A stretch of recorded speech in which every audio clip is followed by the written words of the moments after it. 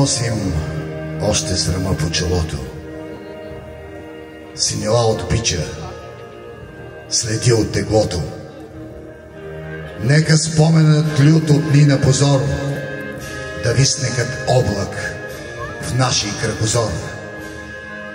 Нека ни отрича историята, века, нека е трагично името ни. Нека Беласица стара и нови батак хвърлят в миналото своя мрак.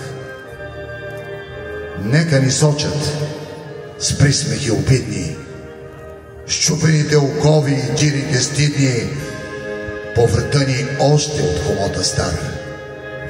Нека та свобода да ни бъде дар. Нека. Днес тази дата, тази бележита дата, може би една от най-важните дати на съвременна България, е завоювана и изградена със смъртта на хиляди българи, на обикновени хора, на революционери, на хора, които за тях преди всичко бе Отечеството.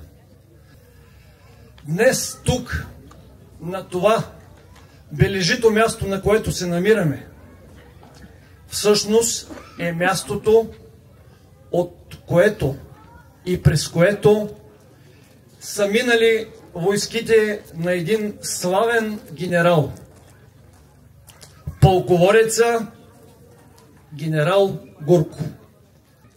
Много пламенно и много лично искам да благодаря на всички родолюбиви гурковци и хора, които се обединиха в каузата това място да прерасне в един, бих го нарекал, мемориален комплекс Трети март.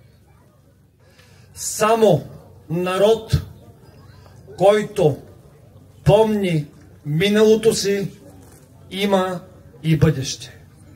Честит празник, българи, и да живее България!